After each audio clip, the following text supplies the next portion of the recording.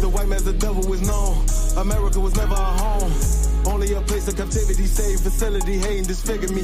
They claim that I'm lazy, be killing me. Maybe the slavery draining my energy. 400 years and counting. The trail of my tears is countless. Main fact that I'm here is astounding, but I can't wait till this shit is surrounded. Ready to tangle my king and the angel, be ready to rap. Crack in the sky, nuclear missiles will make it official. I'm capturing every cracker surviving. Put them all in chains where they need to be. Slavery for me. And let the whole world see that with them in the cages, safer in the streets. Put the dog on a leash. Get resolved for the beast. 144, get the ruler show, we could all be at peace. As soon as the trumpets are sound, your kingdom, we busting it down.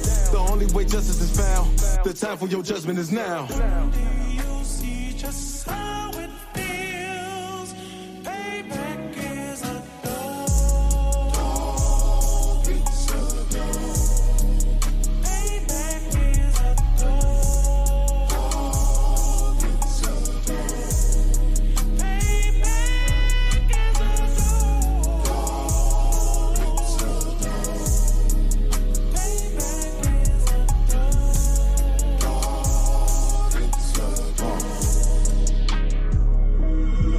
Ain't no remorse in my blood slim. It won't be no compromise. Now it's time to feed the worms. Watch his body turn to flies. I clutch iron while you trust the lies.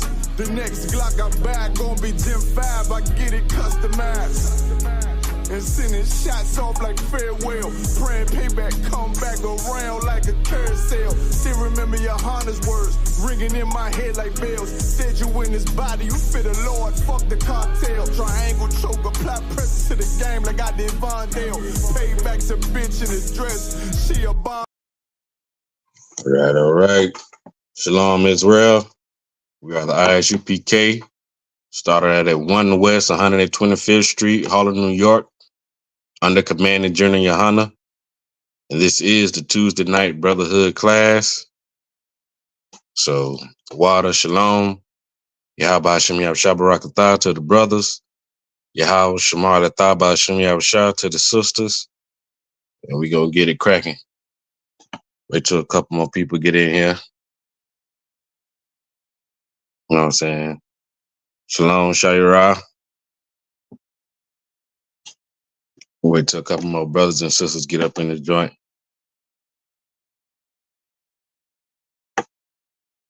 You know what I'm saying?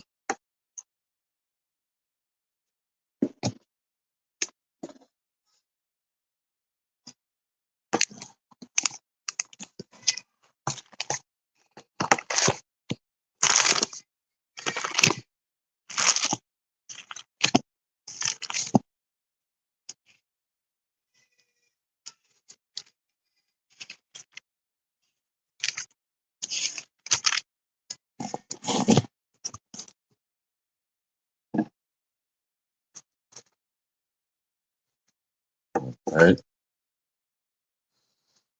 Yeah.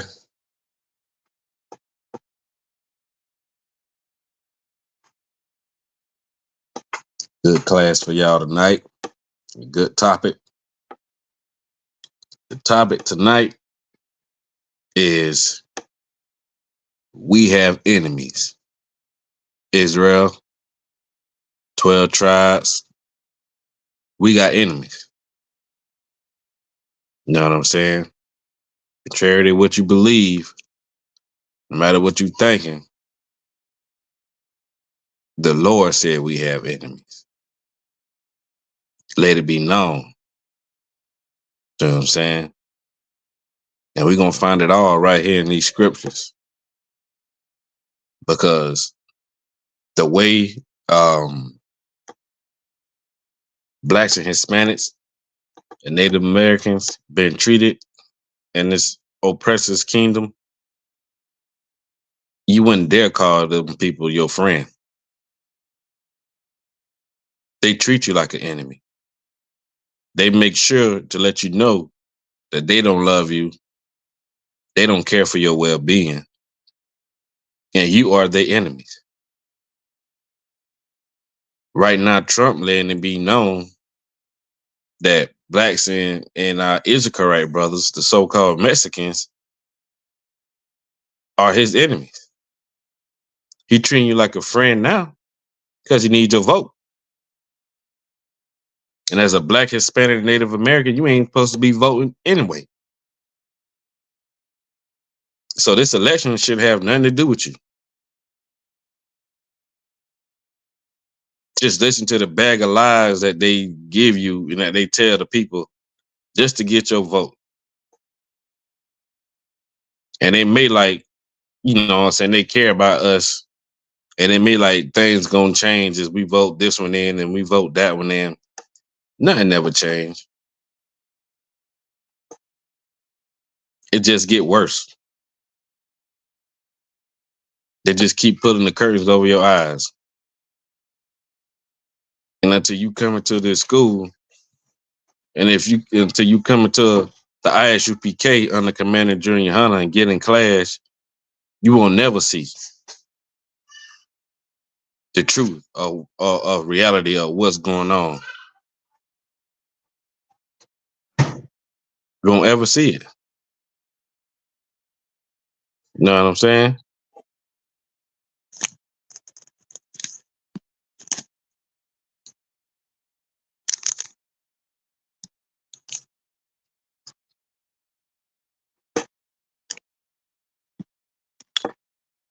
Hey, shalom, officer. Now you want y'all. Shalom, y'all. Bashim broke it up. What's going on, warrior? Nah, chillin', see. Good to have you on, brothers. Good to have you on. Come. Yeah, we're just talking about we have enemies. You know what I'm saying? The scriptures and the most I say that we have enemies. And every day in the ghettos, in the barrios, and the reservation, it's well known that we don't get along with our oppressor, and our oppressor hates us. Now, if we was all supposed to be working and living together like Martin Luther King wanted us to, with this integration, how come things ain't working? How come we still being unalive, shot down in the street, living in the poorest conditions in some areas, not able to get a job or to keep a job, can't live in the best neighborhoods? Like, it's been warfare on us for years. And people don't go to war with their friends. They go to war with their enemy. So tonight we gonna bring it out and let y'all know, don't sleep. It's time to be awake. It's time to wake up. One thing our ancestors knew back in the day, back in slavery time, that they knew that the people that was oppressing them was not their friend. They knew that they was their enemy. They knew who the enemy was. They couldn't stand them.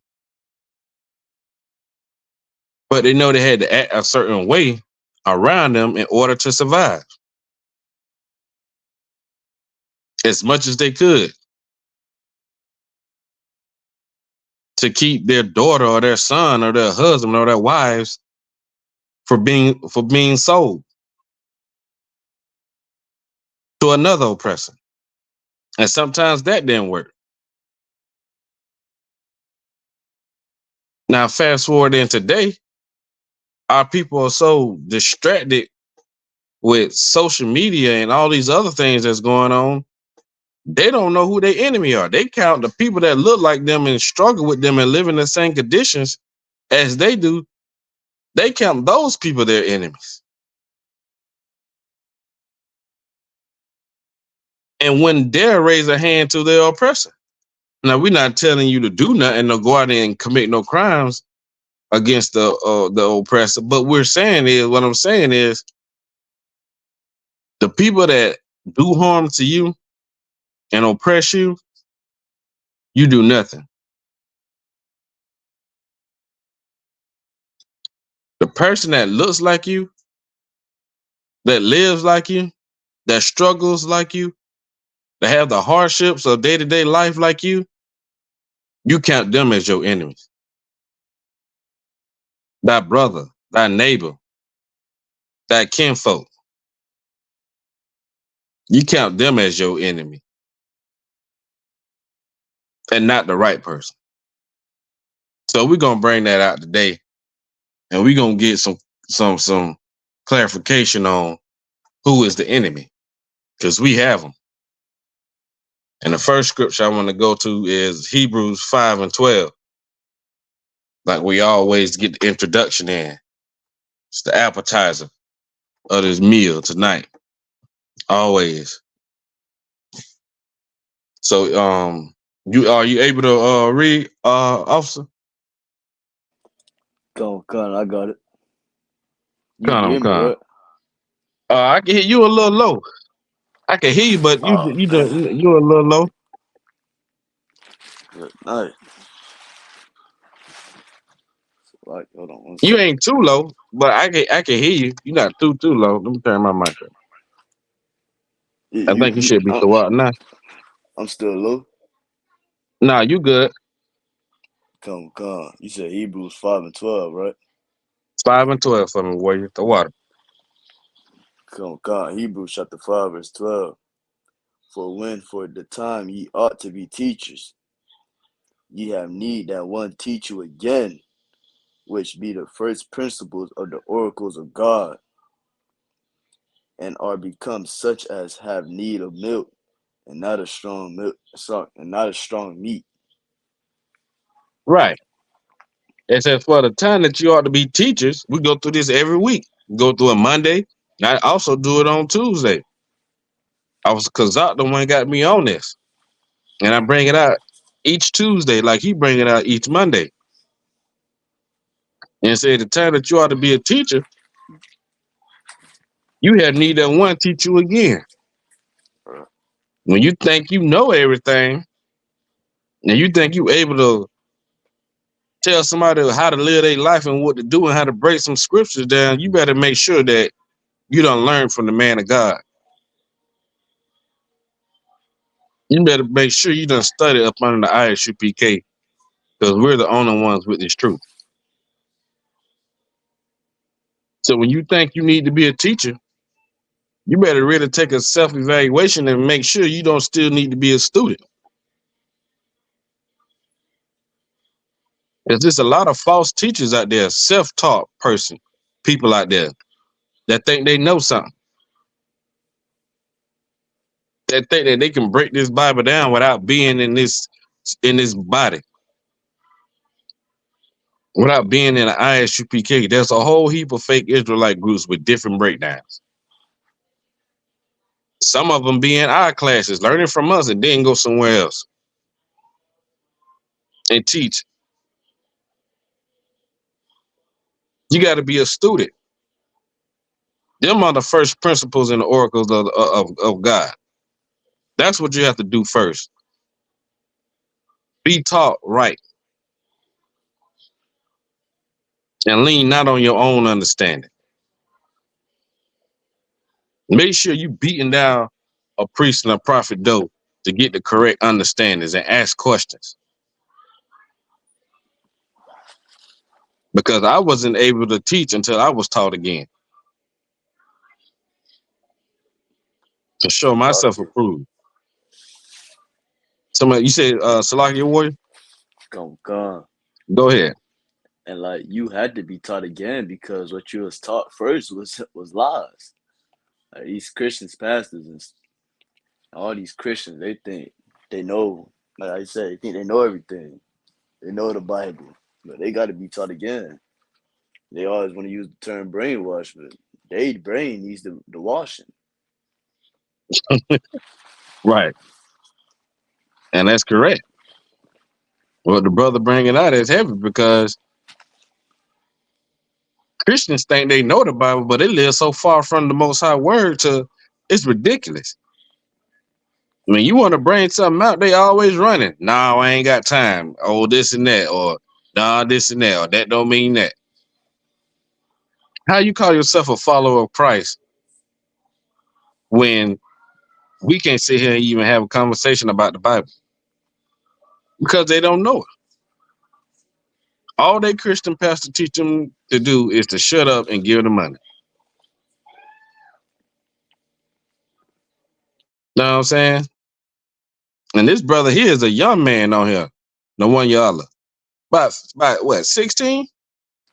God. And already an officer. Because you know what? You know what he did? Instead of running around the streets playing PlayStation all day long, this brother been hands-on with the school, learning, being taught again. When he could be out there living a young man's life, but he got the zeal of the Most High. He want to come and serve and help the Lord to raise up his people. At a young age, he doing it. While he's still learning, he learning the truth of the Bible. You know what I'm saying? So if a young man can still learn, you can still learn. You could become a young man again and learn. Not strong, but milk. Learn the basics. Learn what it is to be an Israelite. Learn where you come from, what tribe.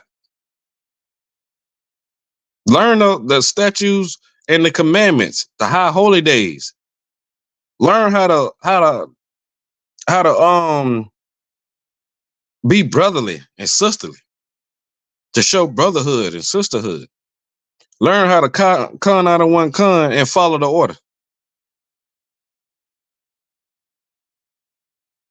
Then you can learn other things.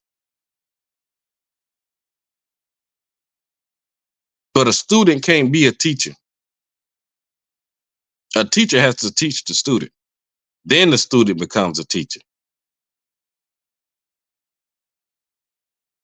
So yeah, I wanted to bring that out because like it's always, you know what I'm saying, important to understand the role of someone becoming a teacher. You first have to be a student. They say you got to be a student in the game. You can't just jump in the game, think you know what you're doing. When nobody ain't showed you nothing. That's what you got to do. So first scripture we gonna get is Deuteronomy 28 and 48. And the thing is, what's so heavy about tonight's class is we look on the news and we look around the world and we see people fighting against each other. And we see armies and countries going to war with each other. But secretly, and it ain't all really, I can't even really say secretly, they all hate you. That's the one thing they got in common. Blacks, Hispanics, and Native Americans, they hate your guts. They count you as their enemy. Them fake Jews over there with the pepperoni hat, they count you as their enemy. They know who you are. Do you know who you are? You better learn who you are and learn why these nations hate you. It ain't because you black. Because they hate our Issacharite brothers, our Simeonite brothers, our Reubenite brothers, so-called Seminole Indians, so-called Mexicans. They not dark like us, but they brown. They hate our Haitian brothers, our Levite brothers, our Benjamite brothers, so-called Jamaican in the West Indies. They hate them too. So it ain't all about color. It's about your nationality, your bloodline. You descend from the greatest man that ever walked the earth. You descend from the one and only true living power. You are his people, royalty. And God chose you to be his people. And the other nations can't take that because the Lord made the world for our sakes. We supposed to be ruling, like they say in Ecclesiasticus. We supposed to be ruling. At one time we was ruling. And they know if we ever get back to that status, it's over for them. They know it's over. We're going to be on top and they're going to be on the bottom. And they do not want that to happen. So they do everything they can and in their power to keep us dumbfounded and lost.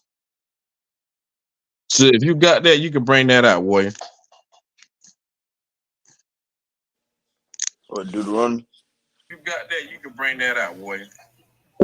Deuteronomy 28 and 48. Or Deuteronomy?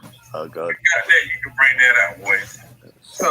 That was it. Hey, Shalom, Trooper, y'all. Could you turn us down in the background? That's a little bit of Oh.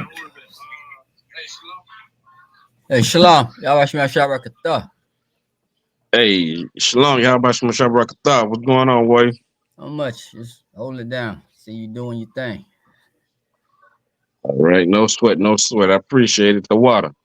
We're going to Deuteronomy 28 and 48. Con. Whenever you're ready, the one y'all. God. Therefore, Deuteronomy 28 and 48. Therefore shalt thou serve thine enemies. Shall I serve thy who? Thine enemies. No, thy friends. Thine enemies. Thy homeboys. Thine enemies. Therefore thou shalt serve thy enemies. Go ahead. Which the Lord shall send against thee. Who gonna send them? The Lord. Right. This telling you that when we came into the transatlantic slave trade, we didn't benefit from it.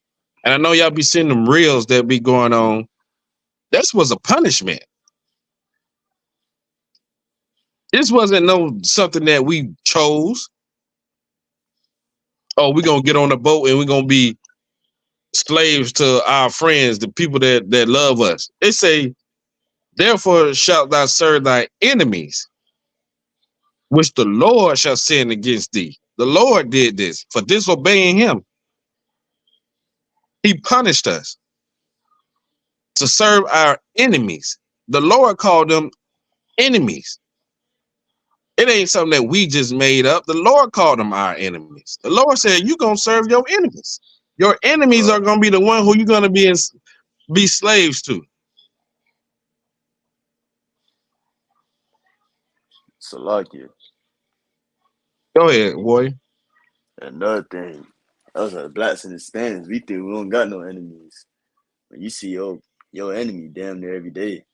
You see him when you turn on TV, your phone, you see him.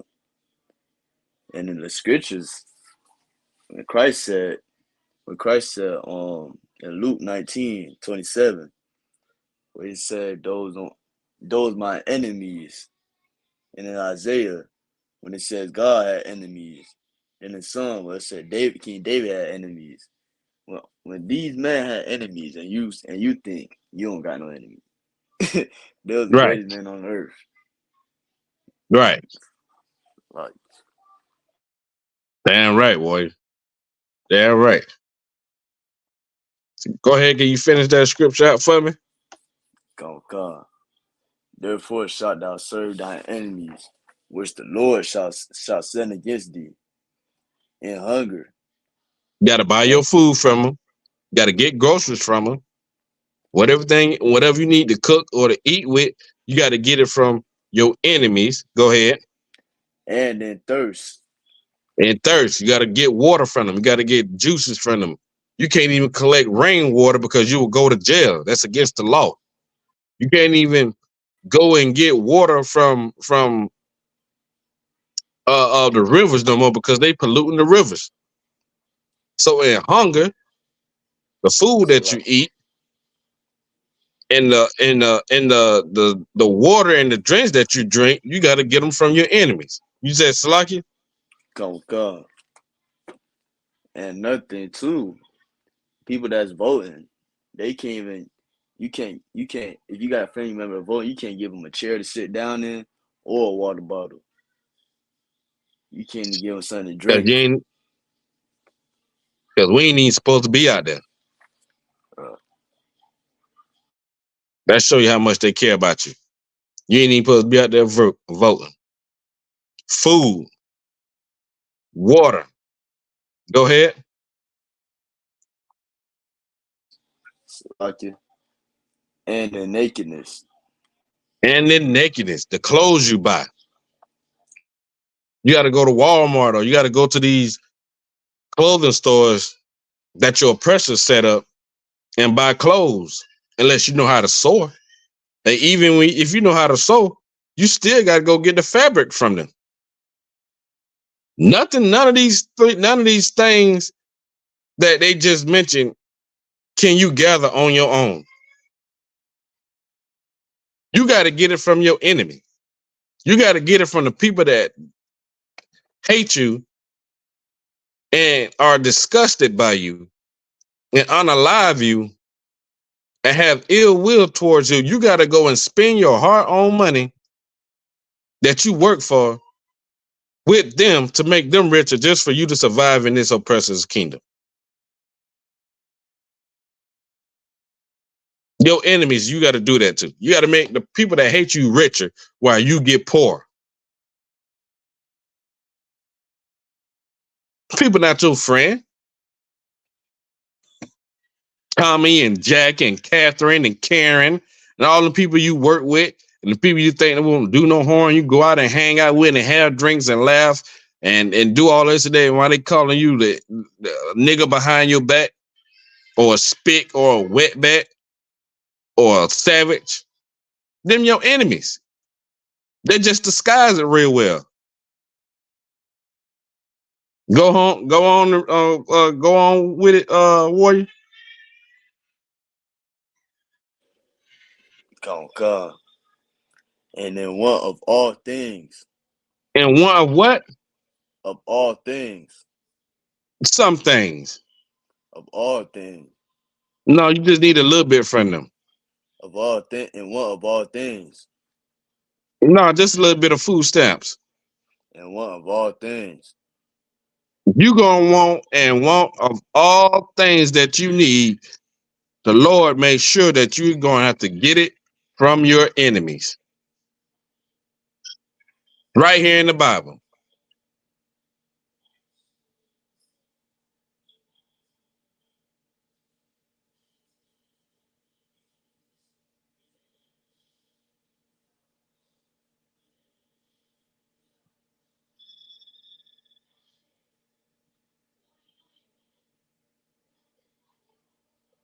Like my bad.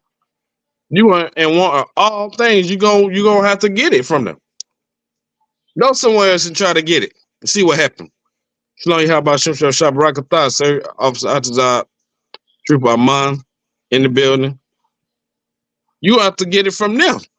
You ain't gonna be able to get it from yourself. When we try to have it from ourselves, when we try to have it for ourselves, Tulsa, Oklahoma, Rosewood, all that stuff, what did they do? They came and burned it down and unalived people and took over. Ran you out of town with your money still in their banks and took over your bank accounts. Took your land. They're gonna let you get up above them again. Not in this kingdom. These your enemies. These not your friends. Nobody telling you to go out there and kill nobody or shoot nobody, but you need to be aware of who you calling your friend. The Most I said, prove a friend before you give him credit. And he done showed you plenty of times that he ain't your friend.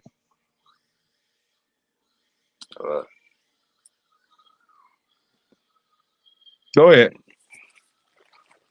Scripture. No, somebody said Salaki. Not lie. All right. Keep going with it. Come. And he shall put a yoke of iron upon thy neck until he had destroyed thee.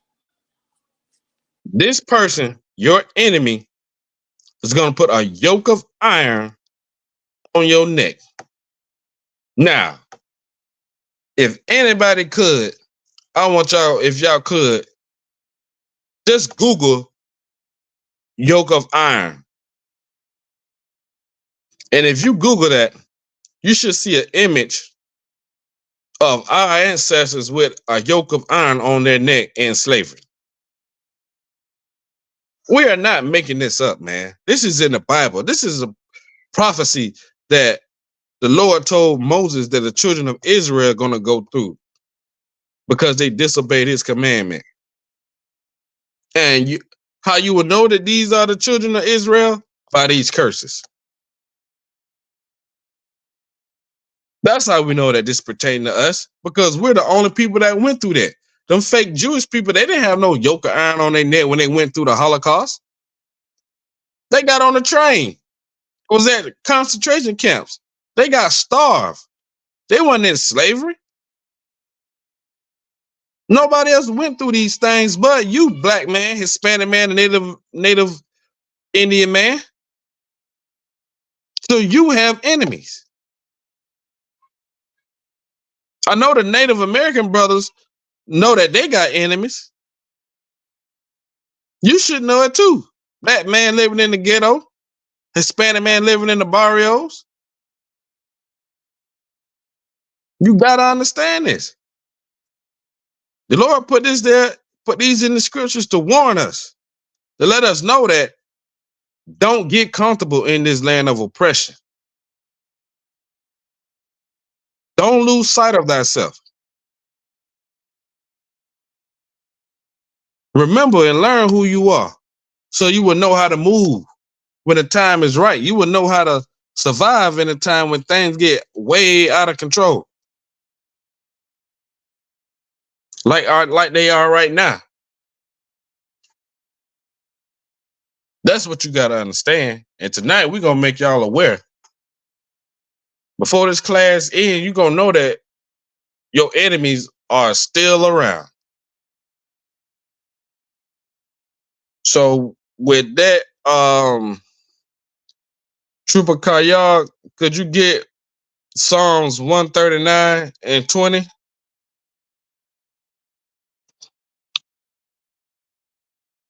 And Trooper Amon, are you able to read? Con, out of one con, sir. All right, I want you to hold for me Psalms 55 and 21. Con, out of one con. And let me know when you got it, because we probably gonna go. We should go there first. Matter of fact. Can you repeat that scripture, sir? Psalms 129? Yeah, 139 and 20. 139, 20. Con. Right. And Trooper Amon. Con, sir. You got that Psalms 55 and 21 for me? Psalm 55.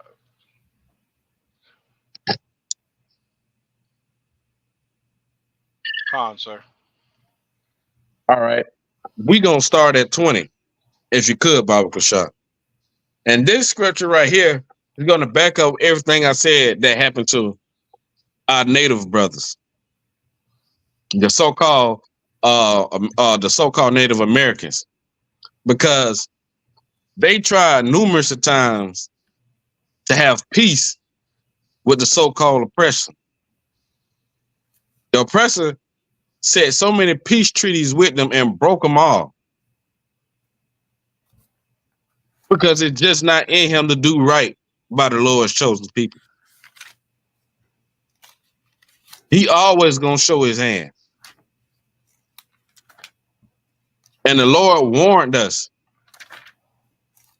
He warned us with these scriptures that we discontinued from.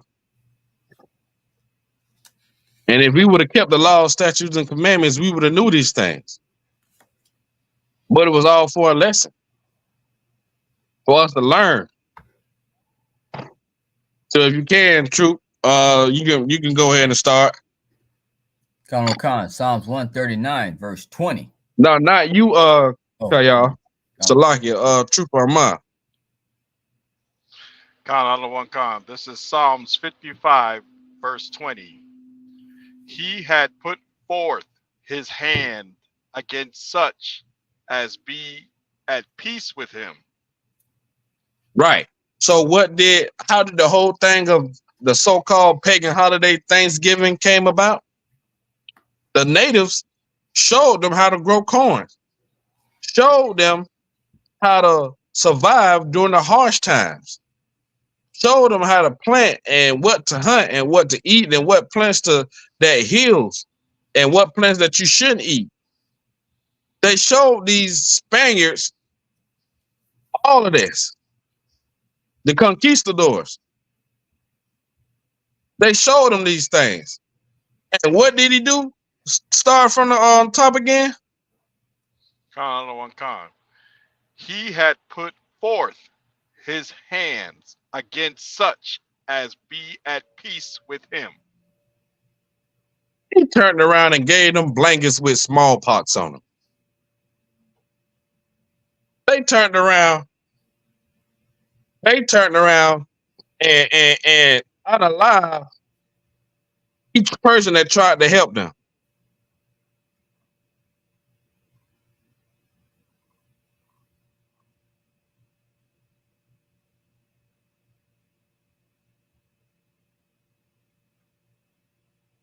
They turned around and did all of that.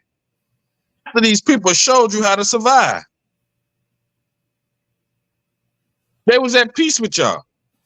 They could have let them people just starve and be done with it. But they being peaceful as they are, try to help out. Go ahead. He had broken his covenant. He broke the peace treaties that they signed. Before the ink was dry, he broke it. He couldn't wait to break the treaty. He couldn't wait to, okay, this is what we're going to do. We're going to be at peace with them until they show us everything. When they show us everything, after they show us, we're going to kill them. We're going to unalive them. We're going to take everything that they have and we're going to put them in slavery and we're going to take over what they got. And we're going to call this day Thanksgiving. Make sure you thank the Lord for him giving us this day. This is what the conquistadors and the people them European people that came over here, this is what they were saying. This is what they was thought. This is what they thought, that the Lord delivered them in this manner of way that they had to unalive the same people that they made peace treaties with. Over 100 and some peace treaties they made with the natives, and they broke every last one of them. Come keep one.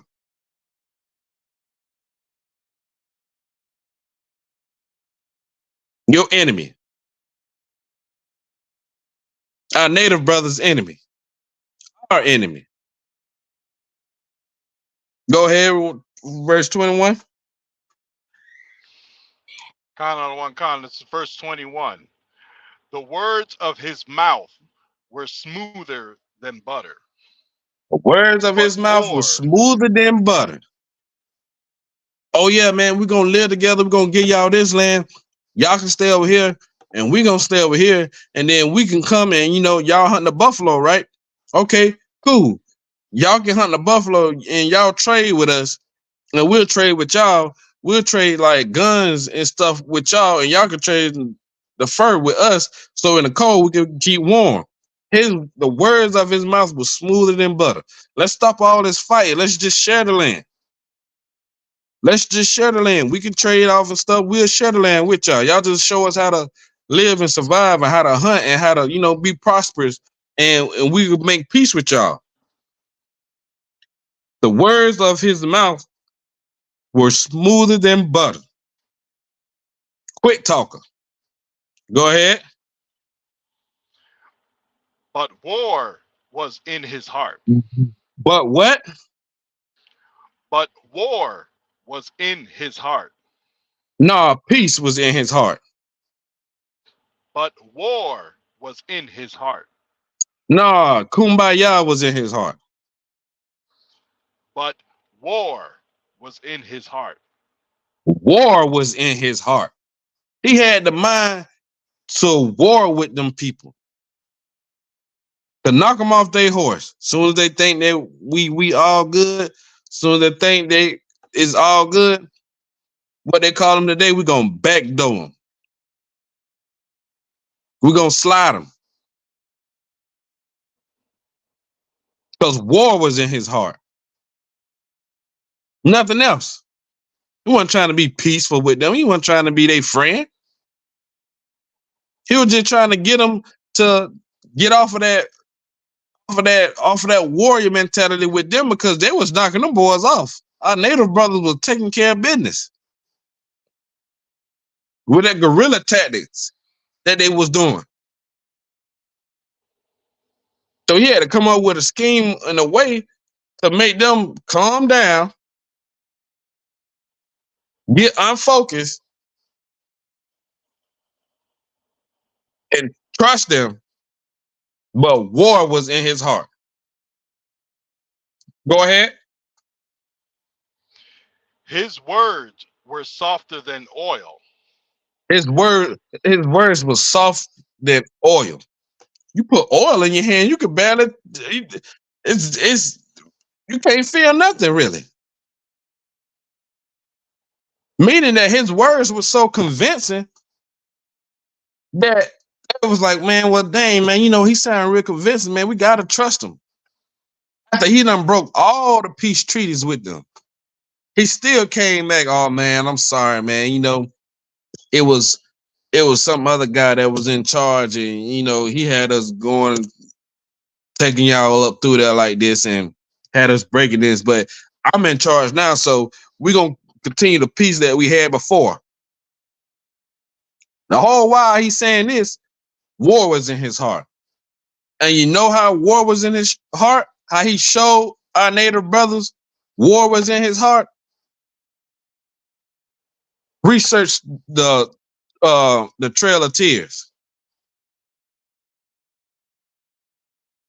Anybody know about the Trail of Tears?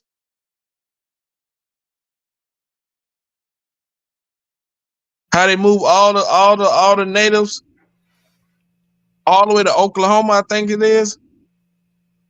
All the natives from the South, all the native tribes that was from the South, especially in Florida, all the way to Oklahoma by foot. And they were unaliving the pregnant ones, cutting their babies out of their belly. The ones that slowed the caravan down, they would kill them, leave them for dead.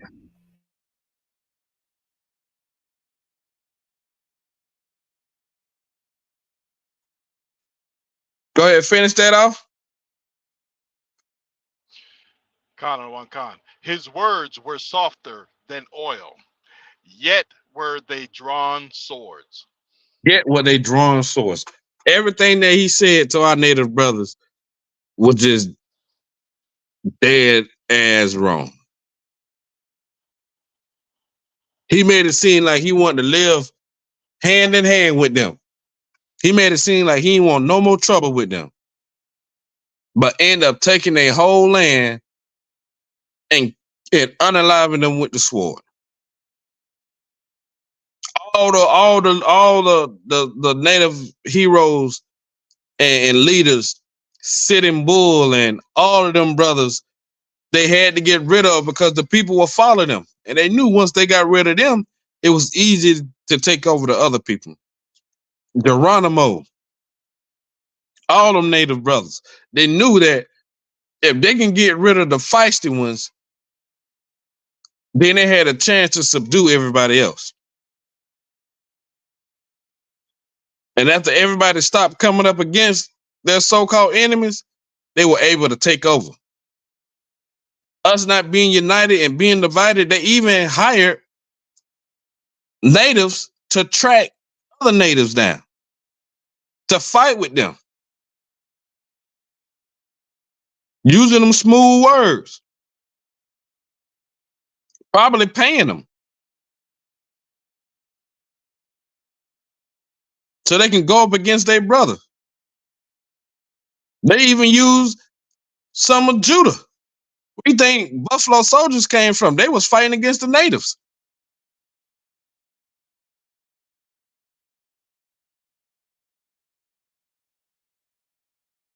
War was in his heart. Why? Why was war in his heart? Because you don't go to war with your friends. You go to war with your enemies. And every time they went to war, they was letting you know that you are their enemy, no matter what they said.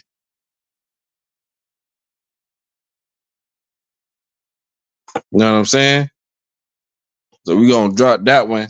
Trooper Kayal, you got that other one for me, warrior? Honorable Khan, sir. All right, let's go on and let's get that one. Okay, Book of Psalms 139, verse 20. For they speak against thee wickedly, and thine enemies take thy name in vain. Thou who? Thy enemies take thy name in vain. It said, for they speak against thee wickedly. Talking about the other nations, the so-called oppressors. Speaking against our power, the Most High, and yourself. They speak against us wickedly. Blaspheming the Most High name. Calling themselves the children of the Most High. Not even calling the Lord by his name.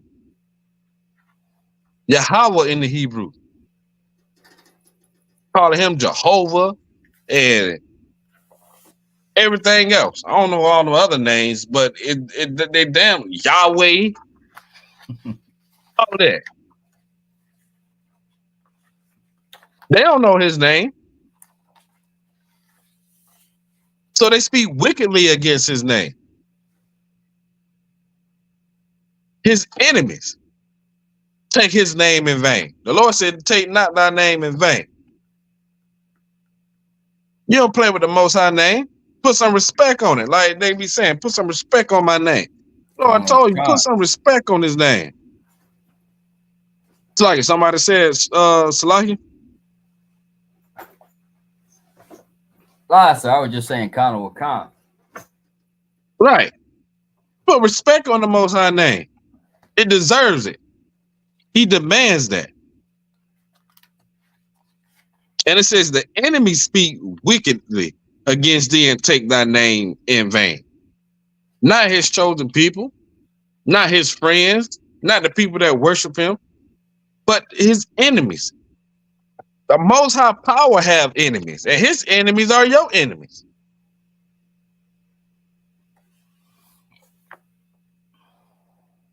So if God, the Most High, have enemies, what makes you so special to think that everybody like you and want to get along with you? When you're his chosen people. He gonna beef with the Most High, who he can't, his arms are too short to box with, and leave you alone? That don't make no sense. That don't make sense at all. You got to know who these people are and what's truly in their heart, even though their words are smoother than butter. You got to know they don't mean you no good. Come on over and have a drink with us. We're having a drink at such and such. And you go over there and just so be it, you get pulled over by the police and you go to jail for DUI. But they let them go. They let Frank go, and Frank had way more drinks than you did. He could barely stand up. They give Frank a warning. But they take you to jail. Trayvon Martin. They told Zimmerman to let him go. Do not approach him. You are not a police officer. Let that kid go. What he do? He said they always get away. Not this one. And he unalived that boy. He made that boy fight him so he could pull his strap and unalive him so he could say it was self-defense, stand your ground law. To the point where Trayvon Martin was whooping his behind.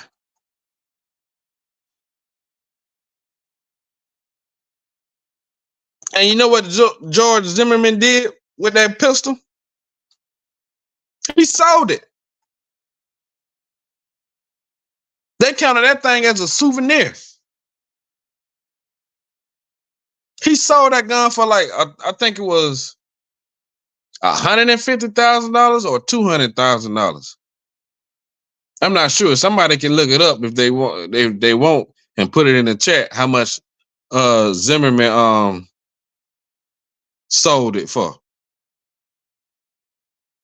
Hey, Shalom, Officer Madabar from New Orleans checking in. Oh no, that's not. That's Nazami. That's his real. Oh, Shalom, sis. Yeah, he sold that thing. They were just talking about the prison over there in Angola. 500 people done been unalive for poor health. They won't even get them brothers help for their health issues and conditions. Them enemies. That's how you treat your enemy.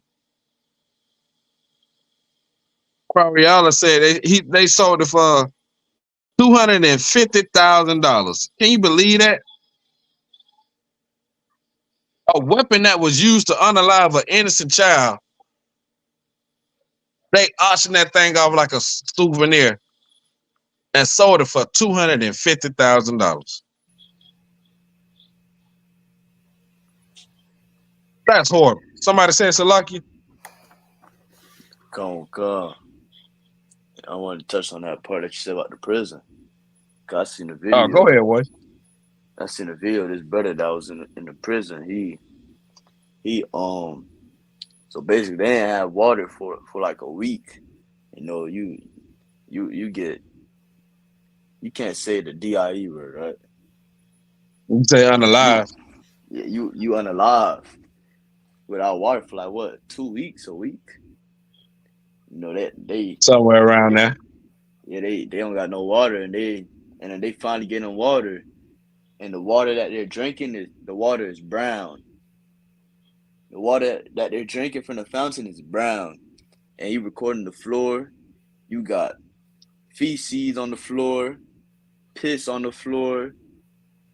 Like they made the living situation that just hell, dog. It's really hell. And they're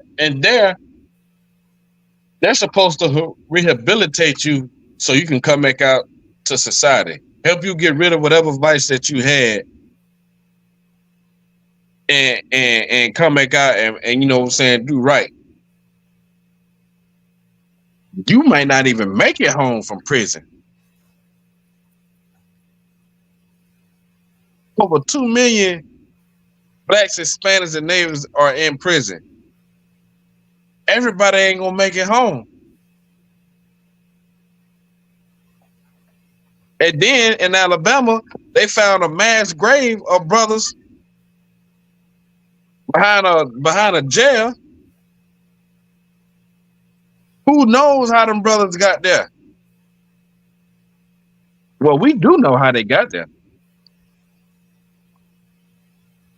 Some of them still had their stuff in their pockets, wallets and other things. You know how long the Klan members been playing sheriff and detectives and deputies and grabbing? Look what they had. Look what happened to Emmett Till. You don't think the sheriff, they went and broke into jail and grabbed some of the brothers and hung them? Don't worry, we're going to get it. We're going to bring it up. We're just showing you this is the nature of your oppression.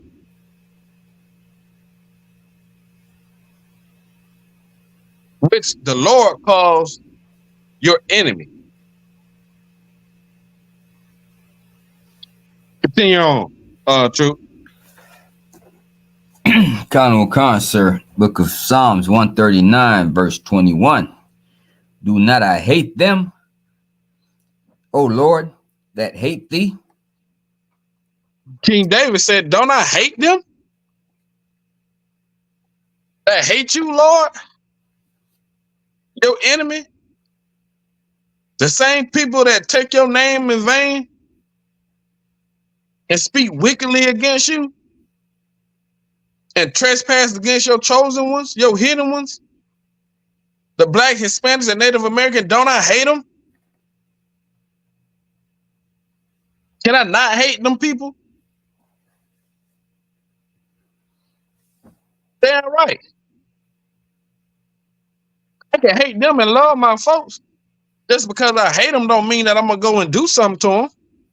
I hate the deeds that they do against my people that they have not been brought to justice for. I hate the living conditions, everything that they stole from us, from our nationality to our culture, to our lives, to our wealth and our land. I hate everything that they did to us, everything about them. Because you want to know what? They hate me.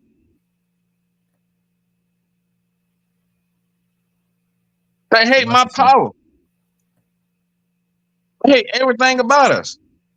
Salaki, somebody said Salaki? I was just saying, Salaki, sir. That's a good scripture for the Christian Bible thumper that hate's not in the Bible. The Christians hate their own people. God. Because if they didn't, they wouldn't be teaching them their congregation that trash that they be teaching them. They keep them people confused.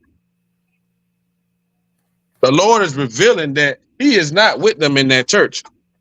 Because everything they're teaching you is a part of white supremacy. Salakia. Go ahead, warrior. And another thing about the church, if you say you love everybody, that's not even physically, logically, that's not even possible. Cause if you love everybody, and if somebody harms somebody that you love, there's a natural hate that comes with it. So you're gonna eventually hate somebody. You got to pick and choose. It's like, nah, you right, warrior. You dead ass right about that. You can't love everybody because everybody don't love you. But you are supposed to love one another. And this is me showing y'all love right now. I'm trying to warn y'all and let y'all know that y'all got enemies. This is a part of my brotherly love right here. Waking up my people, setting them upright, letting them know and pointing them in the right direction, which is the Isupk under Commanding General Yahanna. Food drives we have. Clothing drives we have. The prison department. We all around the board. What your enemy doing? What your Christian pastor doing? What them other fake Israelite groups doing? We showing brotherly love. We showing brotherhood and sisterhood. They ain't doing half of the stuff we doing, but claim that they for the people. I ain't saying that the mother groups hate y'all, but they damn sure ain't showing y'all no love. Because if they did, they would get into this body and cut all that other BS out. Because they don't want to follow somebody that the Lord put over his people to wake them up.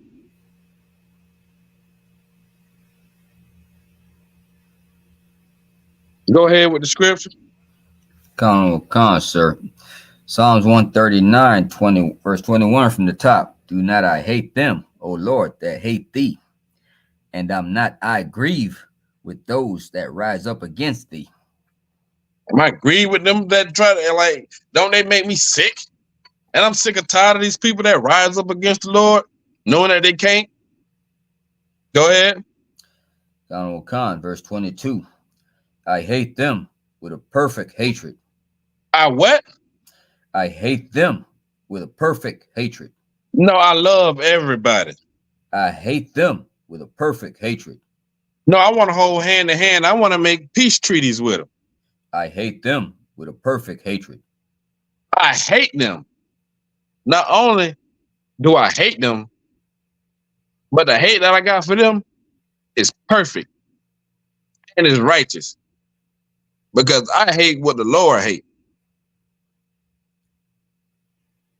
And if the Lord hate them, I hate them also. If they hate my Lord, if they hate my power, they hate me.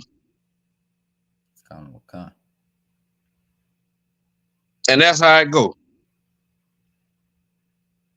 Ain't no way around it.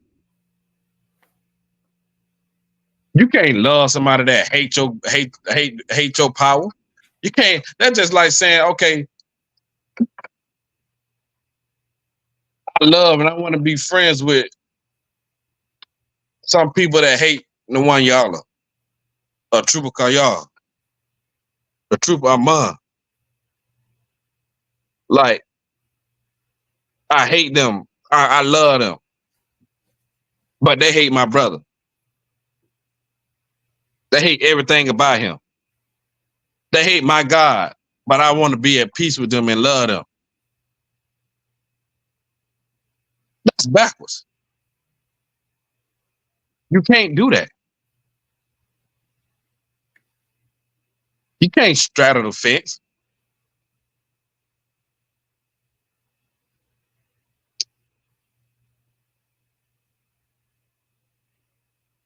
Who had this clip though?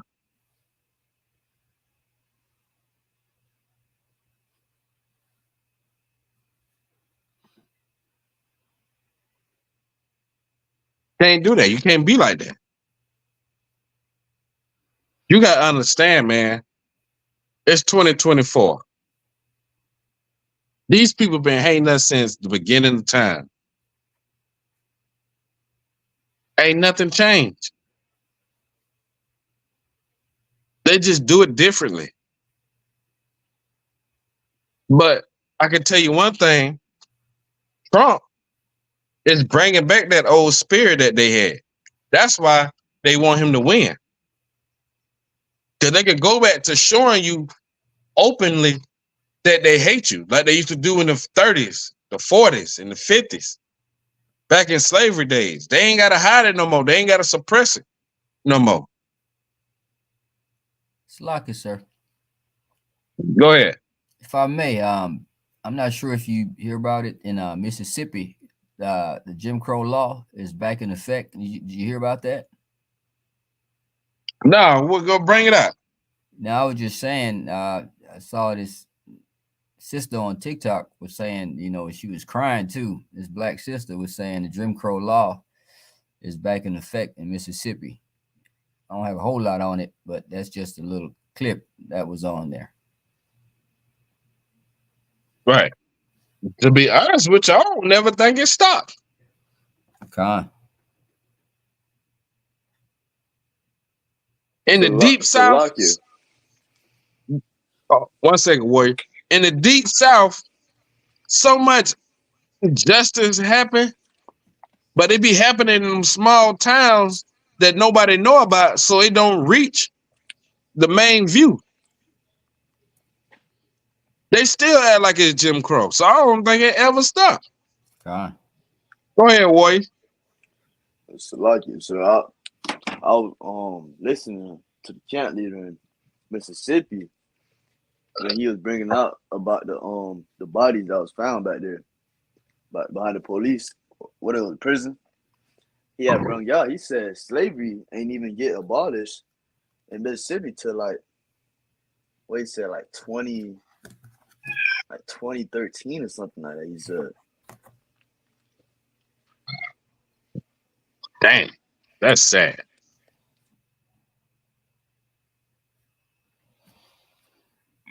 That's truly sad. And that's what happens down here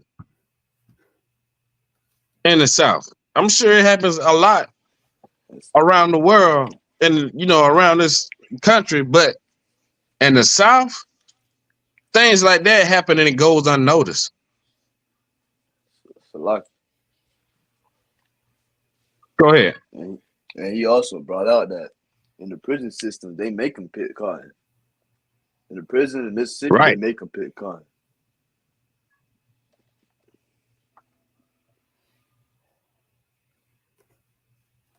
That's true. Down there in the deep South, they still got cotton fields.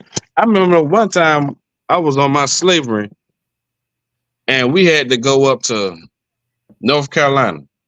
But first we had to start in South Carolina and make our way up. It was during a storm came, knocked out some power lines.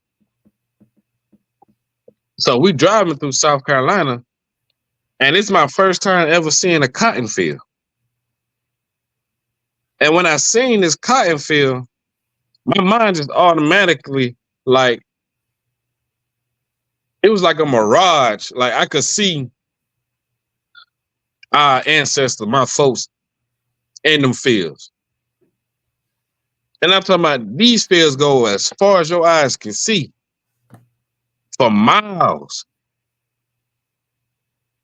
And, you know, saying that shit really bothered me because I was like, damn, man, I could just picture our people from sun up to sundown in these harsh conditions, picking cotton in these fields.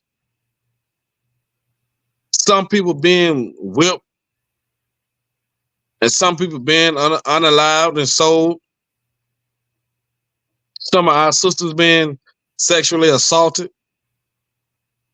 And I'll never forget that because that's my first time seeing a cotton field.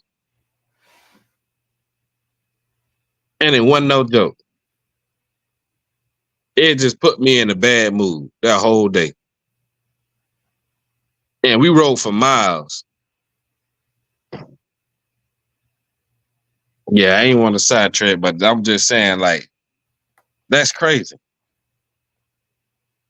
So we're going to drop that one. Is there any more on that one?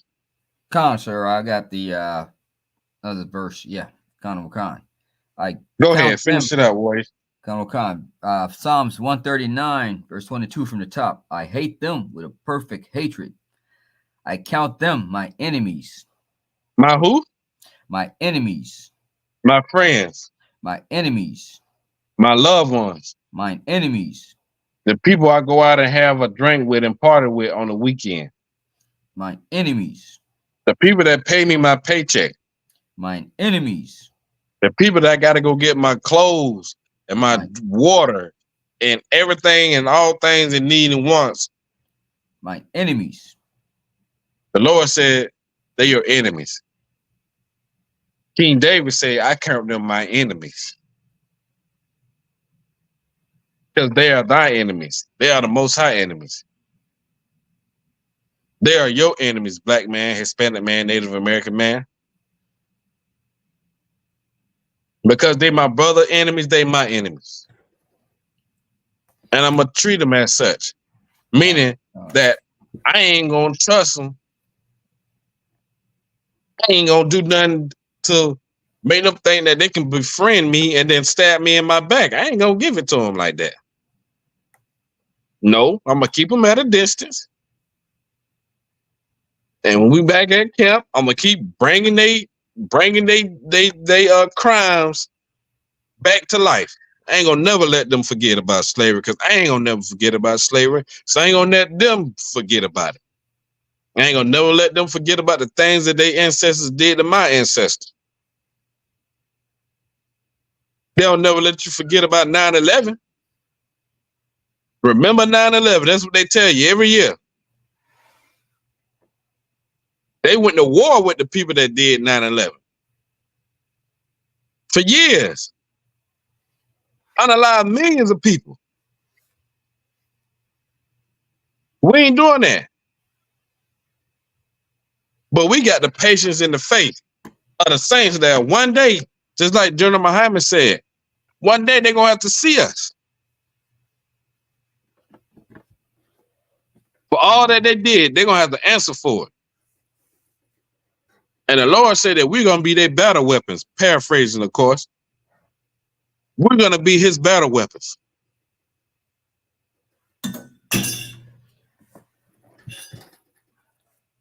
So, in order to go to war, you need to know who you're going to war with. You need to know who your enemies are. And don't think that just because they give you a small gesture, and I wouldn't even call it kindness, just a small gesture, because they know if they unalive all their slaves, then who gonna do the hard work and work? They need us. We don't prove to them that we don't need them. We don't need them to survive. We did it before. We could do it again with the Lord's mercy. But we first have to turn back to the Lord so he can fight with us, because you ain't going to beat the oppressor with no guns. That's his skill. He the best killer on earth. You can't beat him in that.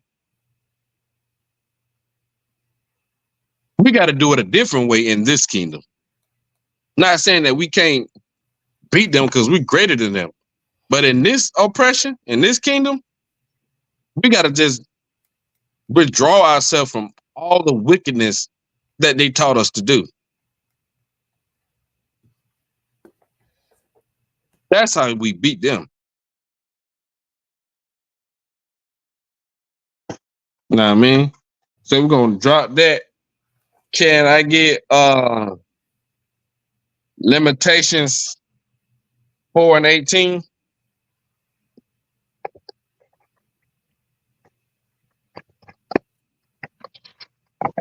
Lamentation 4 and 18.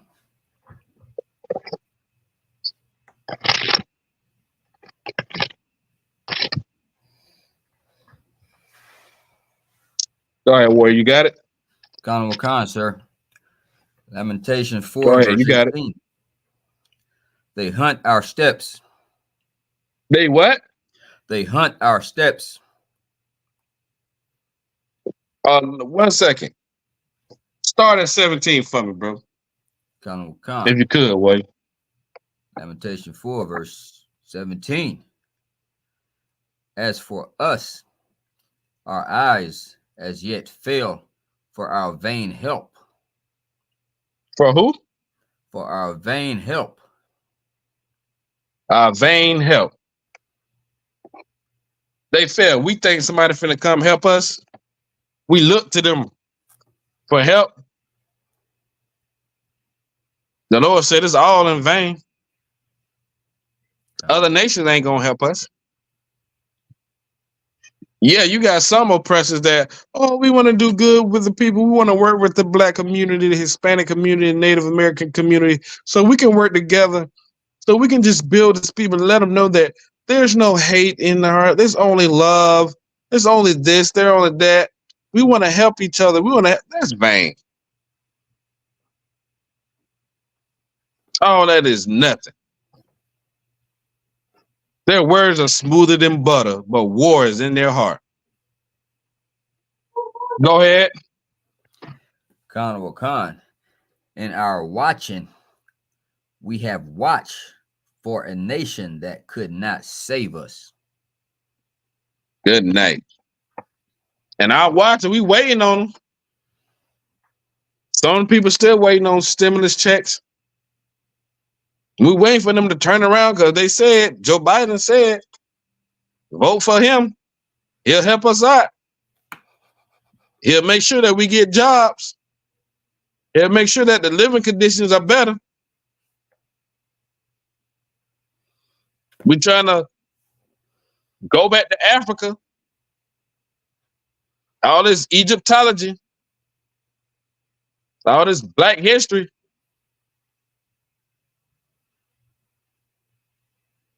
all this is in vain because we watch for a nation that ain't gonna help us.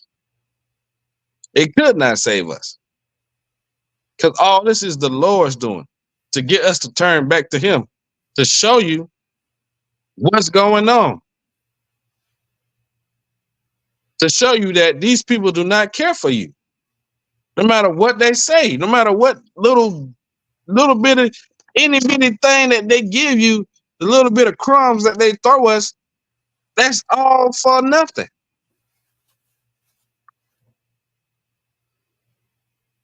We should be getting checks every month for 400 years of free labor that they got out for us. For all the things that we invented and they stole the rights to. For all the land that they stole from us, from all the unaliving that they did to us. They should be paying us back every year, every month, every week. Every black and Hispanic and Native American person should not be struggling and wondering how they're going to pay their rent or pay their bills. They owe us this. They owe that to us. They owe us. They deserve to get on their knees and kiss the boots of the sons of the slaves. That's a small gesture. Baby, like I want to make them lick up the dust like the scriptures say. So lucky. And they got their audacity to turn their nose up, to treat our Israelite brothers like they trash.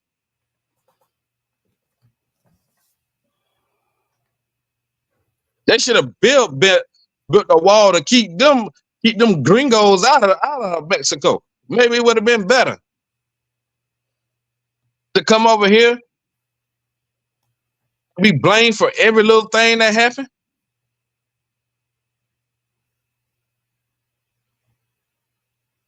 Go ahead, warrior. Continue on. Lamentation 4, verse 18. They hunt our steps. They what? They hunt our steps. They hunt our steps. Watching, seeing, hunting us down like deer in the woods. Watching us. Every little thing we do, they watching. They trying to see, how can I get this to mess up? How can I get away with another unjustified unaliving? God. How can I get away with murder? How can I get away with sexually assaulting our native sisters on these reservations that nobody care about, that nobody want to do any kind of investigation on? How can I get away with hanging a brother and a sister right in the middle of downtown Orlando with their hands tied behind their back and calling it suicide? They hunt our steps. Go ahead. Honorable Khan, that we cannot go in our streets. We can't even go in our own streets. We can't even walk down the street. We can't even make it home. We can't even go get Arizona and a bag of Skittles. They always trying to unalive us. They hunting our steps. We pray to them. It's a game. They're supposed to protect and serve, and the only thing they serving is death.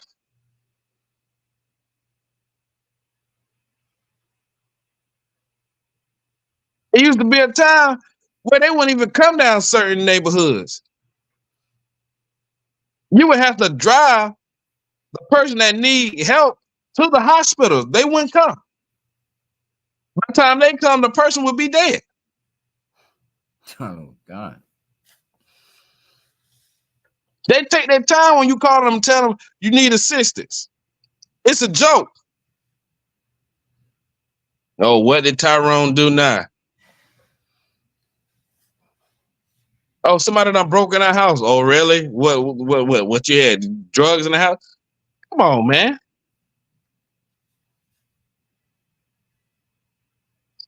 They take it for a joke. The Bible said we can't even walk in our own streets, the own ghetto and the barrio and the reservations that you put us on, that you subjected us to. The only little place that where we are allowed to have some kind of anything, we can't even live there peacefully. We in the most roughest part of the town. You put us there because you didn't want us by y'all. You segregated us to the roughest side of the city, and we can't even live there peacefully because you hunting our steps, trying to find ways to unalive us, trying to find ways that you can kidnap our sisters and our youth and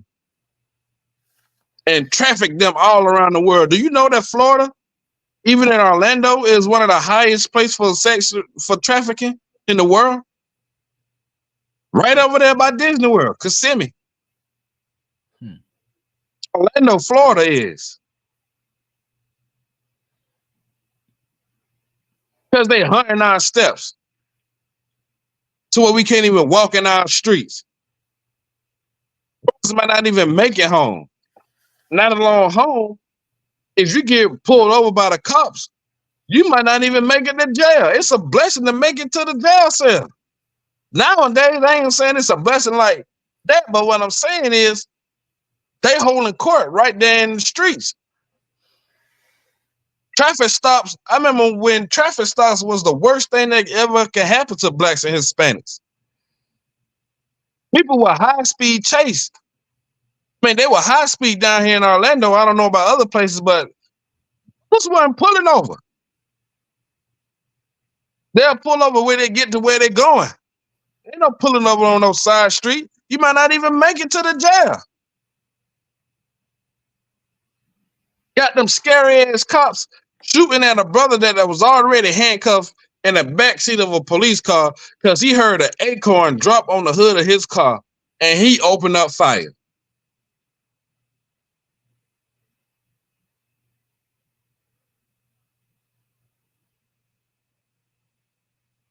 Go ahead. Khan, our end is near. Our days Our are end fulfilled. is near. Our end is near. Go ahead. Our days are fulfilled. For our end Our is days come. are fulfilled.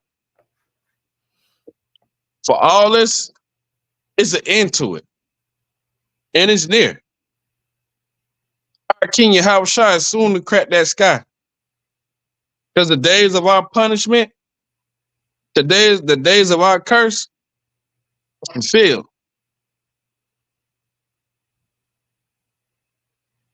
A time is coming when we're going to be saved out of this place. We're going to be brought up out of this kingdom and set in our own land.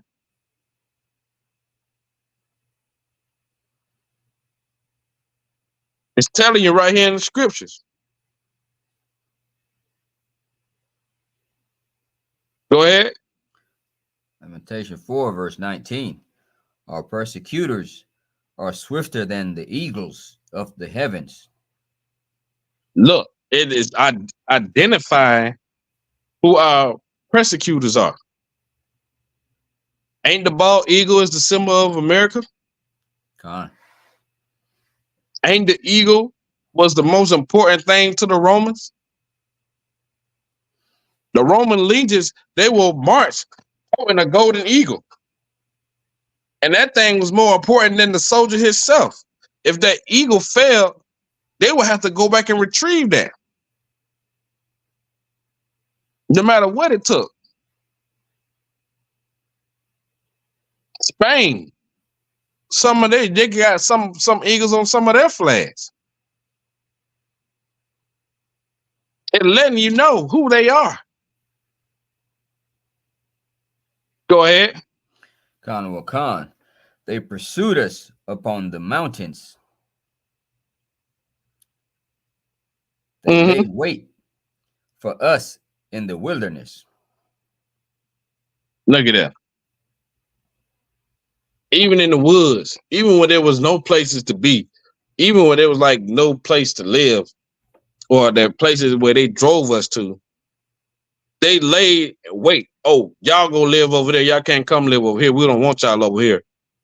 And while we over there making a way for us to live, they come over there and they lay wait to unalive us, to steal our crops, to steal our land, to steal whatever they can. Salaka, sir. Go ahead. Yeah, that was so heavy. You mentioned that. That bring in mind Wall Street. Say that again. Wall Street come into mind when you mentioned that. You know, we were living good, and they dropped bomb on us. Right. That was the first terrorist attack in American history. Way before Pearl Harbor. It was Tulsa, Oklahoma, where they dropped airplanes. I mean, they dropped bombs from airplanes on the citizens of Tulsa, Oklahoma. Ran everybody out of town and took over the town.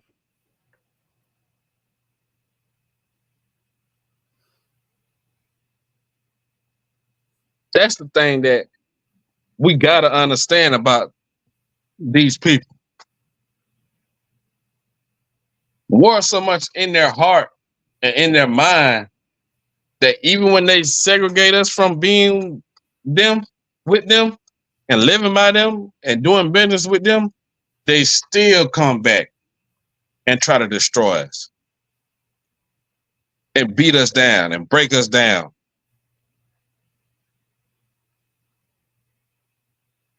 To the point to where they just don't want us to exist. Like they say in Psalms, come and let the name, so the name of Israel may be no more, paraphrasing. They don't even want you to exist no more. That's why they got Planned Parenthood. And our sisters are, some of these sisters that's out there that ain't in the truth, or don't have a strong brother with them, they would think that that's a good thing.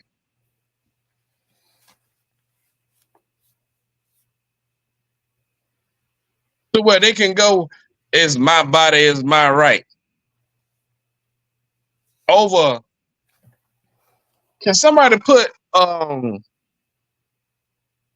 number of abortions a year in the Black community? Can somebody put that in the chat? Baba Kasha?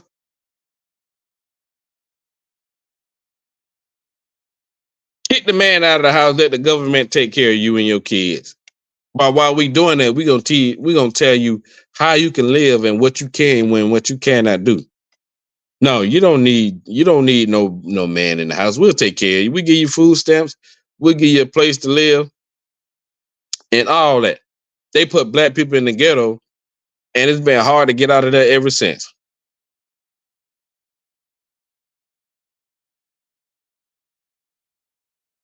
So much so that they make TV shows about being in the ghetto. All the TV shows, all the so-called hit movies and stuff are talking about things that happen in the ghetto.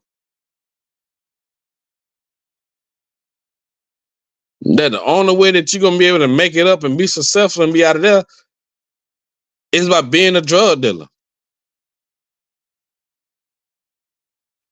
And if it ain't drugs, you got to play sports for them. Now, there ain't nothing wrong with being a sports player, but that's what they limit us to. Either you're going to be a drug dealer or you're going to play sports.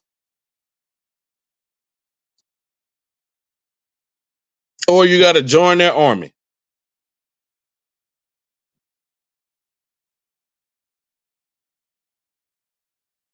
That's the options your enemies give you.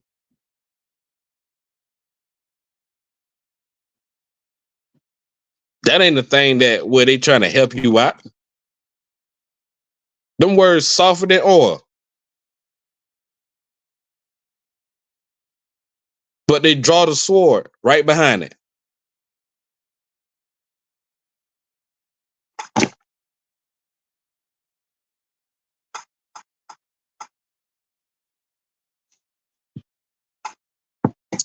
All right. So can we drop that? Can we go to Lamentations 5:5?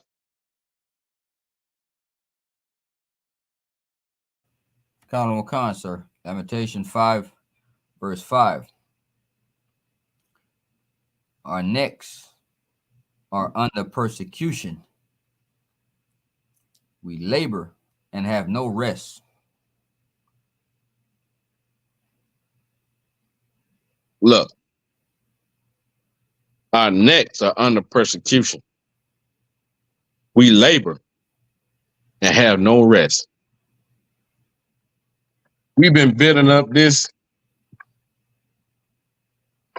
country since the first slave ship landed in Virginia, Jamestown.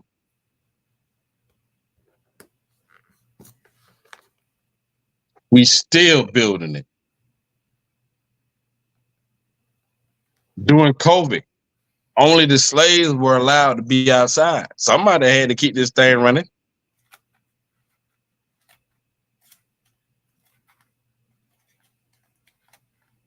They couldn't let everybody take rest and be careful.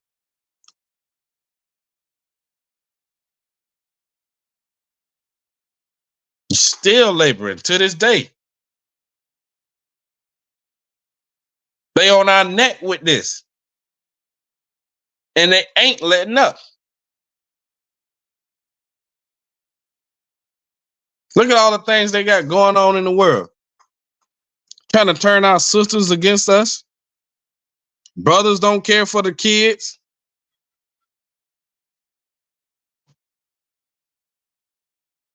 That's what persecution does.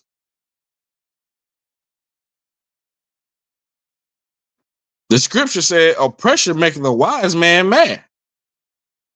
You should be mad about the conditions that we are living in. The struggles and the heartaches we go through in this oppressor's kingdom.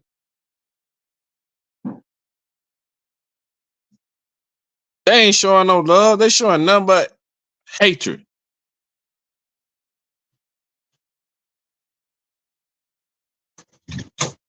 Trump came out with some tennis shoes thinking that he gonna win black people over because we like sneakers.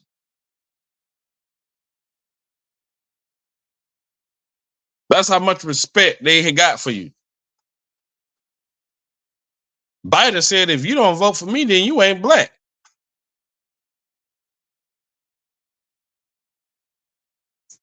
Then earlier he said, we like cockroaches.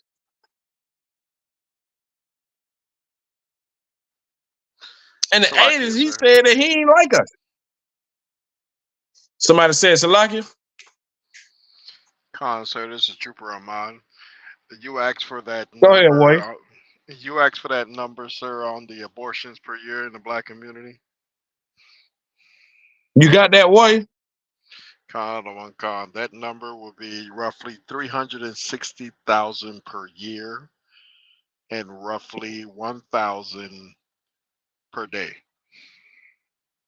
1,000? Roy, you got to be kidding me, Roy. I didn't tell me you playing. Sir, I just picked that up from this website called congress.gov. And that's what it says there. That's just You telling me that our sisters are unaliving 1,000 babies a day? Good night. So every day somebody is having an abortion? 300,000 a year? 360,000, sir.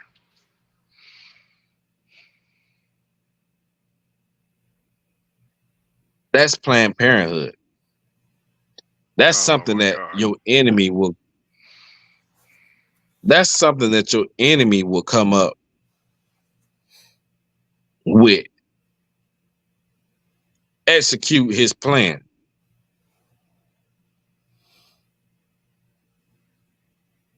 Making our sisters think that they can't make it without kids, or making them think that having a baby is wrong, to the point of where 1,000 babies are being unalived a day. That's horrible.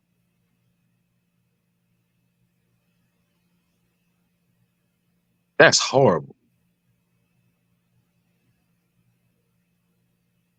Damn, now I wish I'd have went down and asked for that number. Like, good night. Like, that shit is Salakia. That's messed up.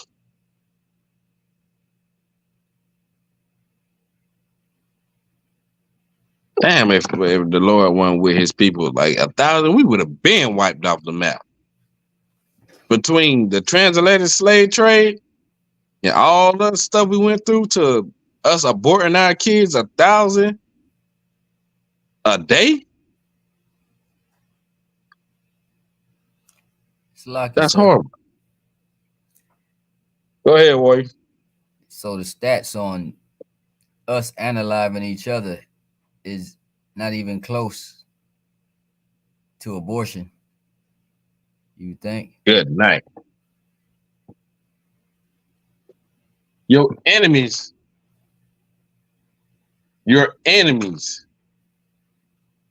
have taught you to even hate your children.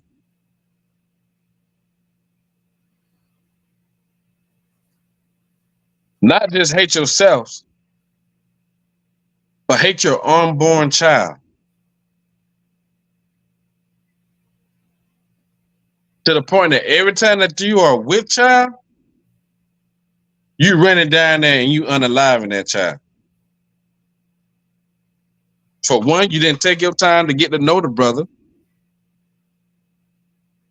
For two, you got some kind of excuse to the reason why you shouldn't have the baby. If you ain't gonna have the baby, stop having sex. Use protection. Get on the pill. What you think happens when somebody's having sex? What's the possibilities of you not being with child? That's what happens. Stop hating yourself.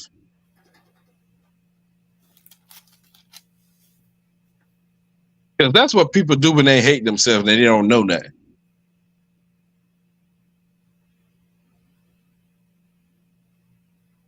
That's crazy. Your enemy taught you that. Envy not thy oppressor, and choose none of his ways.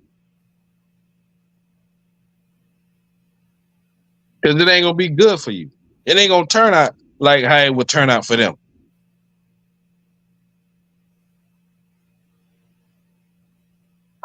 That's crazy. All right, we're going to drop that. Can I get Zechariah 11:5?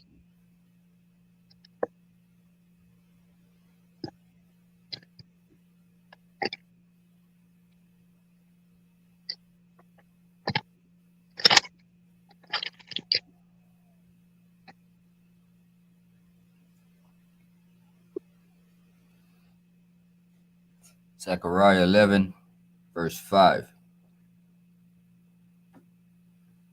Go ahead, Warrior, you got it. Verse 5. Whose possessors slay them and hold themselves not guilty. Who's what? Whose possessors slay them and hold themselves not guilty.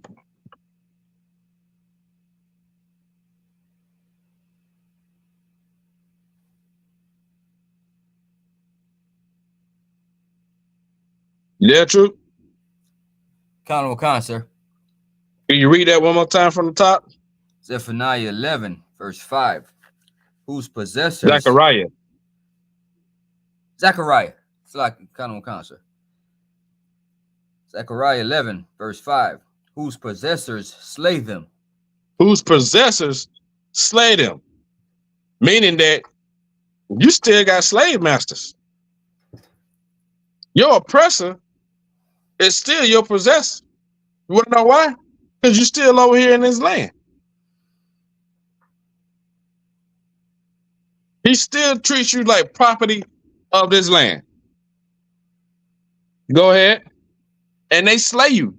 They unalive you every chance they get. Every time you turn around, they doing it. Go ahead. Khan. And hold themselves not guilty. Hold themselves not guilty. Zimmerman, not guilty. The brothers that unalive Castro, I forgot the brother's name, his first name, they're not guilty. The people that unalive Emmett Till, not guilty.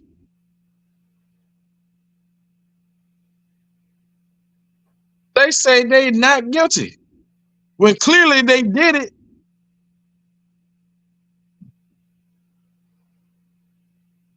This is what the scriptures are saying. They are enemy, your oppressor. Go ahead. Khan. And they that sell them say. And they that who? Sell them say. What happened at the transatlantic slave trade? Sell them say.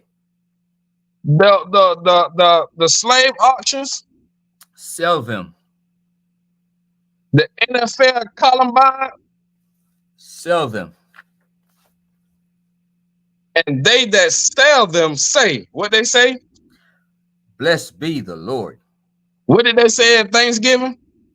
Blessed be the Lord. What did they say when they took over Tulsa, Oklahoma? Blessed be the Lord. Go ahead. For I am rich. For what? I am rich. Go ahead. And their own shepherds and the so-called Negro leaders, the so-called pastors, own shepherds, the so-called Black Lives Matter movement, own shepherds. Go ahead.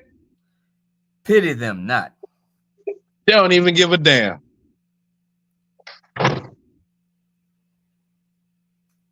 They don't give a damn. They only show up when it's convenient for them. Con.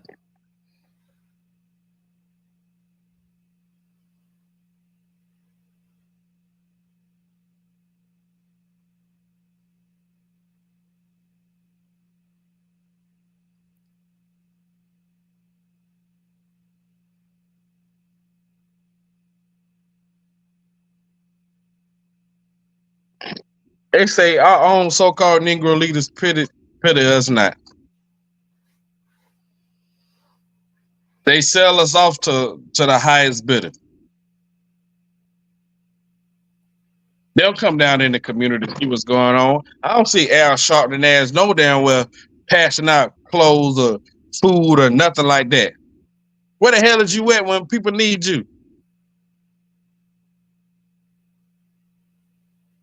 Who's fighting for our native brothers on those reservations to get clean waters, to start doing federal investigations on all the women that are missing? Where the hell are they at?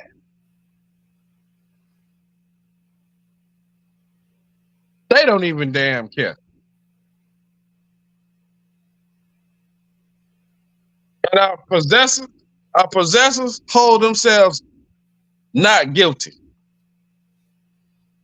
Because nobody will stand up to them and fight for us. Until the year 1969 that an Isupk came about. Besides us, who fights for us? Name me one politician that fight for us and keeps fighting after they done got that money investment, after they done got that bribe to back off and just chill a little bit, or all the progress of helping blacks, Hispanics, and Native Americans. Tell me who's still standing. Nobody.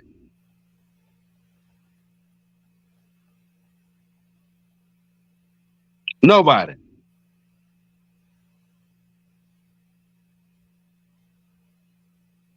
So we need you brothers to wake up and get in this school.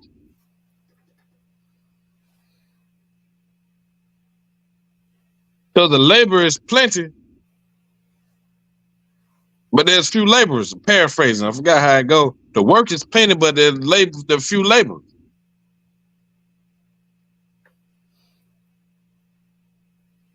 It's crazy. You know what I'm saying? So, drop that. Let me get Jeremiah 12:7.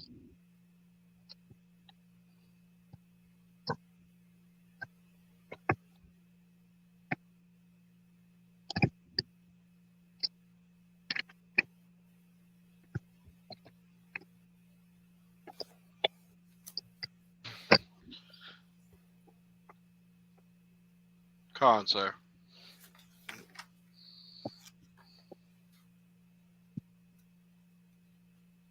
Salaki. Mm-hmm.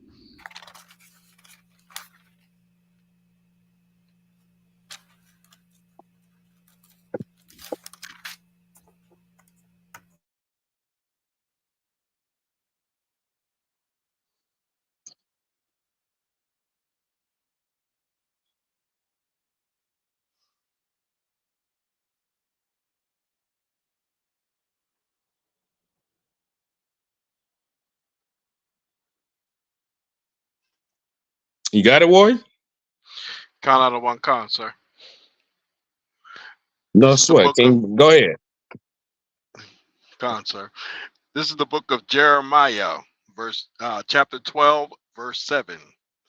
I have forsaken mine house. The Lord said he had forsaken us for not following his commandments, for turning our backs on him. He turned his back on us. Go ahead. Con, sir. I have left mine heritage. He left us alone. He got tired of fighting with us. He got tired of sending us into captivity and redeeming us back for us to do it all over again. Go ahead. Con out of one con. I have given the dearly beloved of my soul into the hand of her enemies. Good night.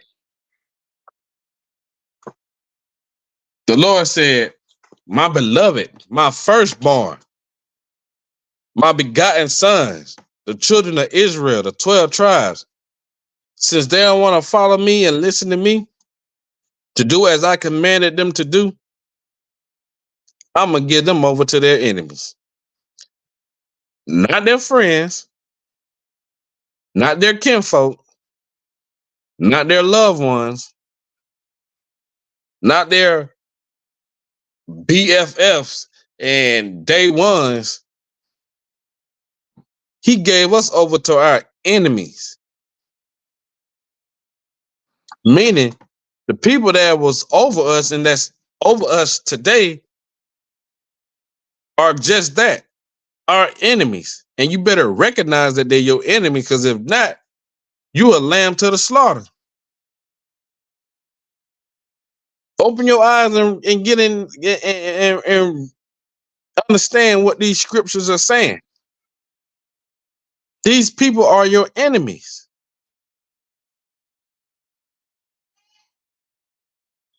There's no other word for it. The Lord, thus says the Lord. I ain't saying this and I ain't making this up. Where are we reading this out of, Warrior? Con, sir. This is the book of Jeremiah, verse 12. No, I'm chapter saying, 12, no, I'm verse. saying, what I'm saying is, what book are we reading this out of? The Holy Bible, sir. A Holy Bible. This ain't Chaanak word, Chaanak Bible. This is the word. This is the word of the Lord out of the Holy Bible.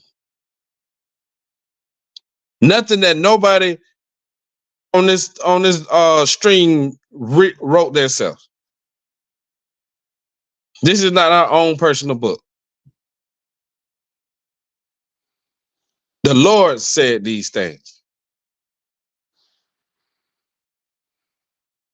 Let me get Jeremiah 17:4.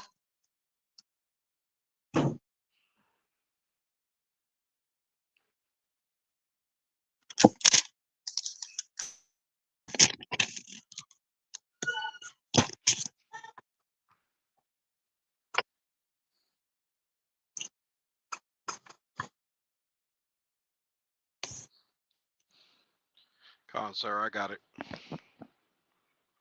Go ahead, Warrior. Karawanka.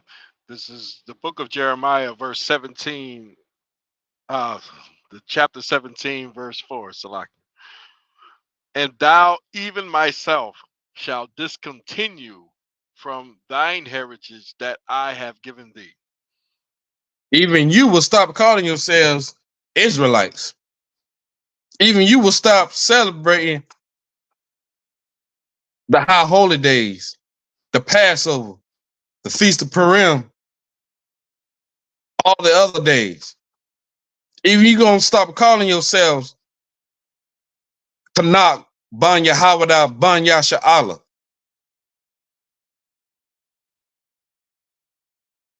Because you want to follow your enemy. Go ahead. Khan on one Khan. And I will cause thee to serve thine enemies in the land The which thou what? knowest not. I will cause thee to serve thine enemies in the land which thou knowest not. The Lord said, when you get over here in this place called the New Americas, and them places called the West Indies, and them places called South America, you gonna serve, not work with, not work for, not do nothing to get paid for, not work for yourself, but you gonna serve your enemies. Serving your enemies, not your friends, not your day ones, not your loved ones, not your neighbor, nobody but your enemies. And these are gonna be your enemies that you serve. Because you turned away from the heritage that I gave you. The Lord putting it right in front of our face. You got enemies. Go ahead. Khan on one Khan. For ye have kindled a fire in mine anger, which shall burn forever. Because you done pissed me the hell off. I'm turned up. I'm on 10 now. Because I'm tired of fighting with your hard-headed selves. That y'all won't hearken unto my word. So since you don't want to listen to me, serve your enemies. And see if your life will be better.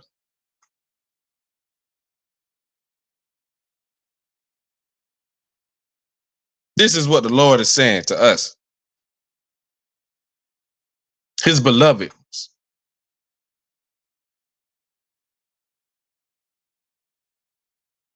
All right, let me drop that. Can I get Proverbs 11:21?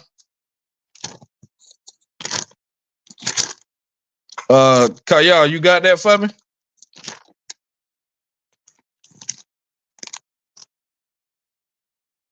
If we don't, it's all right.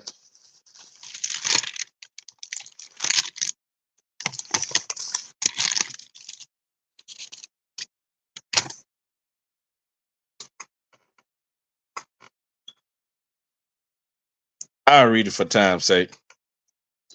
The book of Proverbs, chapter 11, verse 21.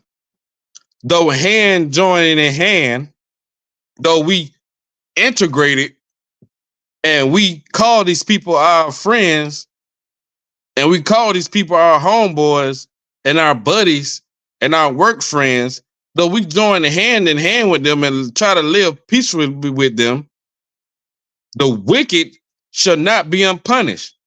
No matter how much you try to cover up for Steve or take up for Steve or see the good in Steve, the wicked ain't going to be unpunished.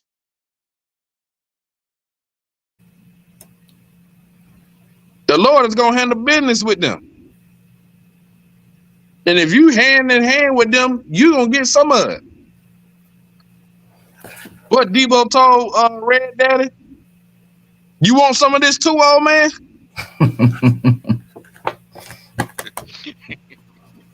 You know what I'm saying? Beat him down, beat you down. That's what the Lord is telling you. You can't save them. What the Lord said, can thou make it straight what I made crooked? How much love you got for them? You can't make them straight.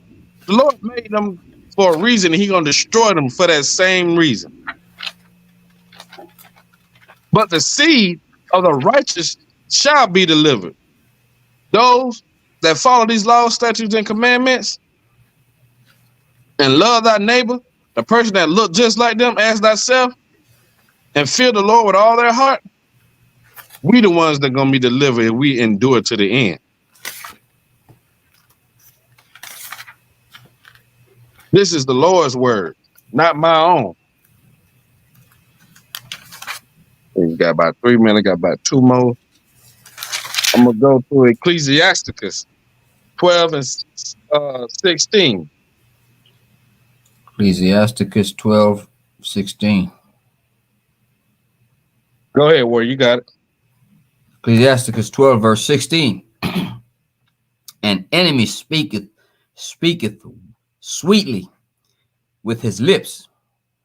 It's like they smoother than butter. The enemy speak all these stuff. Yeah, man. Hey, man. This and that. Go ahead. But in his heart, he imagineth how to throw thee into a pit. He imagine how to get you caught up. Yeah, he's speaking smooth and all that other stuff, but he imagined how to double cross you. How to take you up through there. This is what your enemy do. A friend won't do that. Yeah, I'm gonna have him do this and do that. And as soon as he do that, I got his ass. Get you in that pit. Go ahead. Khan, he will weep with his eye. But if he find opportunity, he will not be satisfied with blood. That's like the same thing that happened. Oh, we sorry, we weep with the parents and stuff like that. But he ain't even satisfied with your death. He wanted to destroy everything. Put on crocodile tears, just like that lady, that oppressor that killed that man in his house while he was eating ice cream. Oh, that was a fiasco. Wasn't satisfied with that because she only did a little bit of time. I don't even think she got convicted. She got convicted, but it wasn't what she deserved.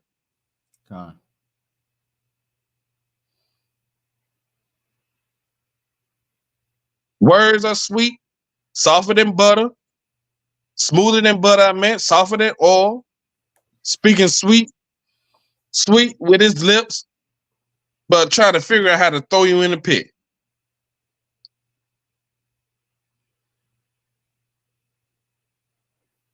Let me get verse 10. Verse 10. And I'm going to end it with this. Ecclesiasticus 12, verse 10. Never trust thine enemy. Never trust who? Never trust thine enemy. The oppressor. Thine enemy. That possessors. Thine enemy. thy friends, thine enemy, thy loved ones, thine enemy, the people that persecute you, thine enemies, the people that unalive you in the streets, thine enemies, the people that hunt your steps, thine enemies, the people that sexually assault your sisters and your children. thine enemy. The scriptures say never trust these people. Don't trust them. Because they're your who? Enemies. They're your enemy. You can't trust your enemy. How you gonna trust the people that oppress you to tell you what your heritage and what your history is? The same people that had you praising and worshiping a false God and a false savior. Go ahead. Khan, for like as iron rusteth, so is his wickedness. Yeah, he gonna do good by you for a little while. But when that little while up, bam, got you in that pit. Now you unalive. Now you in prison where you can't take care of your family. Now you sitting down at that abortion clinic, unaliving unborn children 1,000 a day. Never trust your enemies. Choose none of his ways. So if you don't know by the end of tonight that you got enemies, I don't know what else I could do for you.